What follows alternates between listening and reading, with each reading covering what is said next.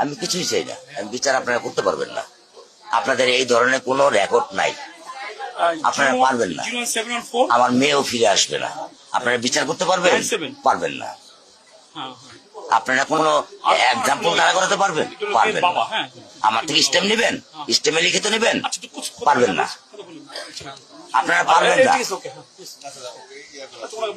আপনারা পারবেন না।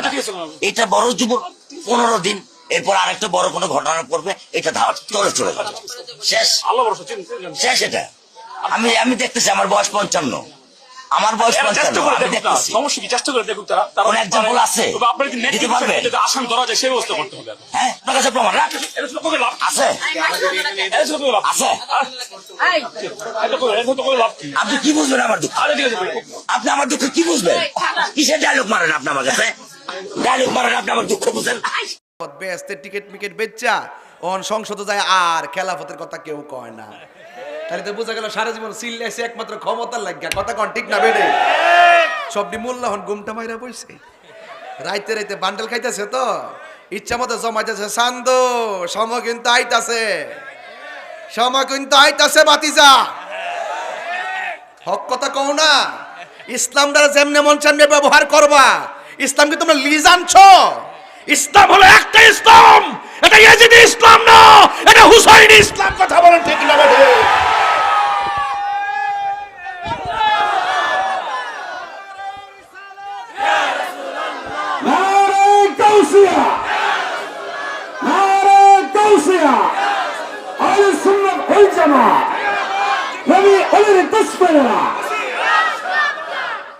কই না দিকে বাইরে গেছ গা,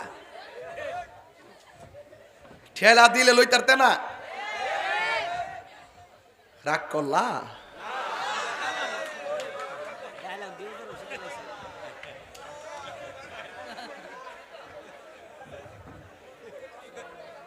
জনাব হাজি মোহাম্মদ জিতু মিয়া সাহেব, সহসভাপতি হাজি মোহাম্মদ হারুনুর রশিদ সাহেব, মেহমানে আলা আন্তর্জাতিক খ্যাতিসম্পন্ন আলেমে দিন মুনাজির আহলে সুন্নাহ উস্তাদুল উলামা ফখরে বাঙ্গাল শাইখুল হাদিস কাদরিয়া তুইয়বিয়া কামিল মাদ্রাসার সম্মানিত ভাইস প্রিন্সিপাল, যিনি আমার সরাসরি উস্তাজ আল্লামা মুফতি আবুল কাসেম মোহাম্মদ ফজলুল হক হুজুর মদ্দাজিল্লাহুল আলী, প্রধান অতিথি পীরে তরিকত মুফতি কারি নুরুল ইসলাম আল কাদরি সাহেব, বিশেষ অতিথি আল্লামা সৈয়দ নেসার আহমদ আল হুসাইনি সেলিম সাহেব, উপস্থিত আছেন আল্লামা মুফতি খন্দকার মোবারক হোসেন আল কাদরি সাহেব, মৌলানা বিল্লাল হোসেন মুজাহিদি মাইজভান্ডারী সাহেব সহ ওয়া মুবাল্লিগিন উলামা ইকরাম, মসজিদের বিভিন্ন মসজিদের ইমাম খতিববৃন্দ, পর্দার আড়ালে সরলা অবলা মা ও বোনেরা, বৈরী আবহাওয়ার মাঝে আল্লাহ পাক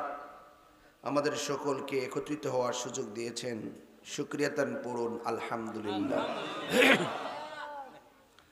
লাখ কোটি দরুদ ও সালাম ওই নবীজি নূরানি কদম মোবারকে, যিনি হায়াতুন নবী নূর ও নবী, গায়েবের খবর দেনওয়ালা, হুজুরপুর নূর সাল্লাল্লাহু আলাইহি ওয়াসাল্লামের উম্মত হিসাবে আল্লাহ পাক আমাদের সকলকে কবুল করেছেন। এই জন্য শুকরিয়াতান আবারও পড়ি আলহামদুলিল্লাহ। আমার পূর্বে আমার উস্তাজ ইমান আকিদার উপরে অনেক গুরুত্বপূর্ণ কথা বলেছেন। যেহেতু মাসটা চলতেছে হজের মাস, লক্ষ লক্ষ হাজিগণ মক্কা মদিনায়, কথা বলেন ঠিক কিনা? আজকেও আমাকে ফোন করেছেন ফান্দক দরবারের শাহজাদা, আমার অত্যন্ত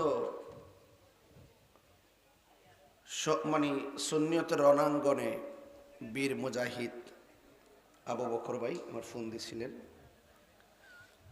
কয়েকদিন আগে আমার শ্রদ্ধেয় বড় ভাই হাফেজ ওলিউল্লাহ আশিকি হুজুরের সঙ্গে কথা হয়েছে, মুফতি গোলাম কিবরিয়া সাহেবের সাথে কথা হয়েছে। মানে যারা হজে গেছেন ওখান থেকে আমি দোয়া নেওয়ার সুযোগ পাচ্ছি একের পর এক। কালকে একজন ফোন দিয়েছেন আহলে সুন্নাত ওয়াল জামাতের যুগ্ম সাংগঠনিক সচিব মঈনুদ্দিন সাহেব, তিনি বলছেন আপনার জন্য, আপনার ছেলে মেয়ের জন্য, পরিবারের সবার জন্য খানে কাবা বুকে নিয়ে দোয়া করছি। আমার মনে হয় যারা ওখানে যায় সবাই দেশবাসীর জন্য দোয়া করে, বুঝছেন? আল্লাহ আমার বাংলাদেশকে হেফাজত করো, আল্লাহ আমার সহপাঠীদেরকে হেফাজত করো।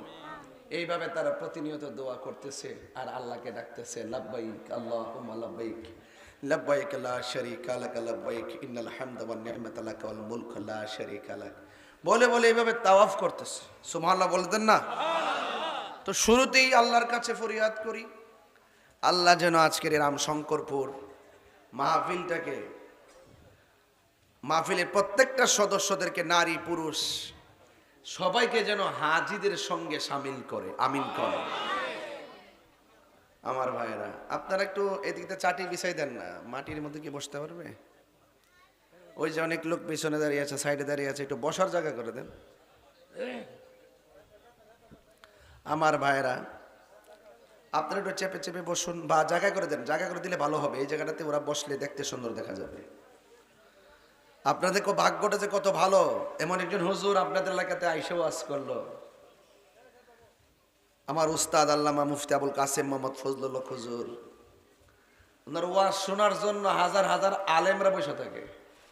বুঝছেন কি কইছি? হাজার হাজার আলেমরা বসে থাকে। আমরা তো সুরের পাগল, একটু রং রং করতে ফলে মনে হচ্ছে এই নিয়ে খুব বালা হুজুর না।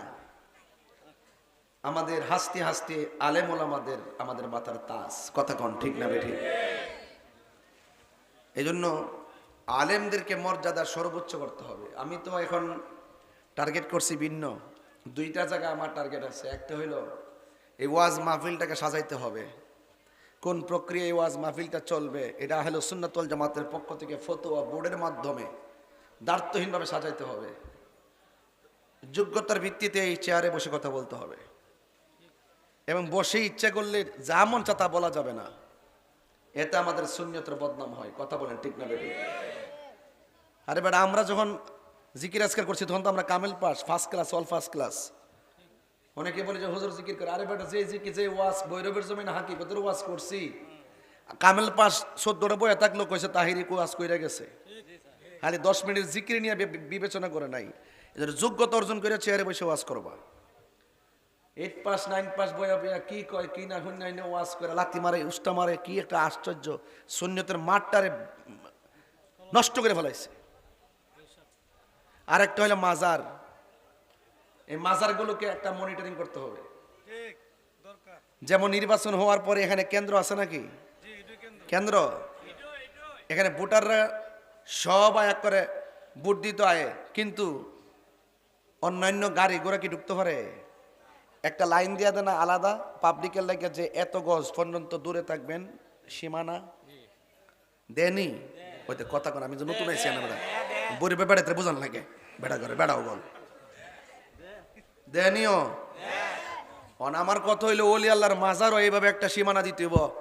এটার ভিতরে কোনো নাচ গান চলতো না, এটার ভিতরে কোনো মাদকি আবা ফ্যান্সি গাঞ্জা চলতো না, এখানে কোনো আড্ডাবাজি গলাবাজি চলতো না। এটা জিয়ারতের জায়গা, এটার বাইরে যাইয়া করো। এতটুকু সীমানার বাইরে যদি করে, এটার দায় মাজার কমিটি নিবে না, সুন্নি জামাতও নিবে না। কথা ঠিক আছে না আমার? এটা আমার টার্গেট আছে, এটা আমার টার্গেট। আপনার পছন্দ হলে কয় নামের আছে? প্রতিবাদ করলে আমরাই মাঠে করি, আর চিন্তা ভাবনা করলে মাথাতে আমরাই করি। এখন যে কথা কইছে এগুলো আপনারা একটু অ্যালার্ট থাকবেন। আমার কথা পরিষ্কার, আমার কথা বেজাল না। যেহেতু আমি আহলে সুন্নাত ওয়াল জামাতের সাংগঠনিক সচিব, আমার একটা দায়িত্ব এখন ছোট না, এটা অনেক বড়। মানুষটা ছোট হইতে পারে, দায়িত্বটা অনেক বড়। এই যে এই মাসের ভিতরে আমি চট্টগ্রাম উত্তর, দক্ষিণ, মহানগর, খাগড়াছড়ি, পার্বত্য চট্টগ্রাম, ওই দিক দিয়ে পাবনা, সিরাজগঞ্জ, রাঙ্গামাটি, এই যে রংপুর, এই দিক দিয়ে সিলেট বিভাগ, ময়মনসিংহ বিভাগ, সাধারণ সভাগুলো আস্তে আস্তে করতেছি। আহ্বায়ক কমিটি হয়েছে। এই আগামী ঈদের পর থেকে দেখবেন কাউন্সিল শুরু হয়ে যাব।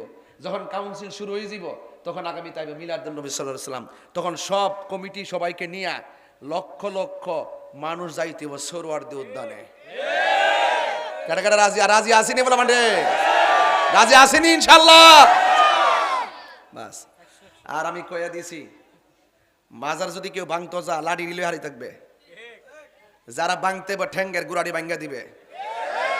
কথা কোন ঠিক না বেটি? আর যদি কোনো গান জুটার যদি ফিডে, কিছু করেন না। হাতে নাতে যদি গাঞ্জাটা ধরতে পারেন ধরে লয়ে যান নিয়ে পুলিশে দিয়ে দেন, আপনার কোনো আপত্তি নাই। কথা কোন ঠিক না বেঠিক? আর ছাড় দিতাম না, বহুত ছাড় দিছি। কথা ঠিক আছে? রাজি আসেনি সবাই ইনশাল্লাহ? রাজি আসেনি সবাই ইনশাল্লাহ? এটি কই দিকে তাহির হুজুর বালানা 22 বছর কাটা লেছি না ওয়াজ করে বই রবে, 17 বছর তো এমনি গেছে গা। কথা কেন ঠিক নি? এই পর্যন্ত কইতে পারবেন যে জানি না সত্য গোপন করছি কিতা আপনার মনে কষ্ট দিছি?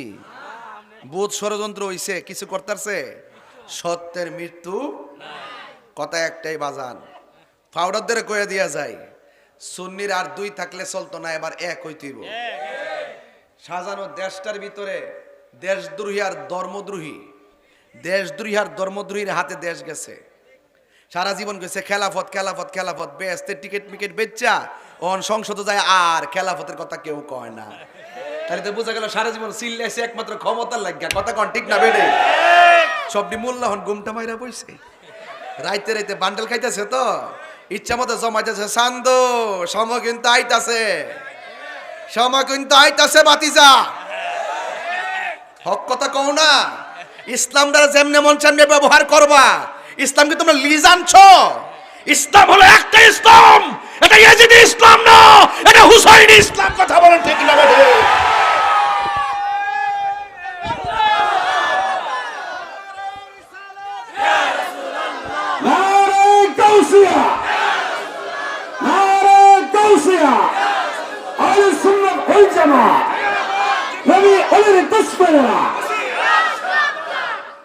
কই না দিকে বাইরে গেছ গা, ঠেলা দিলে লইতারতে না, রাগ করলা।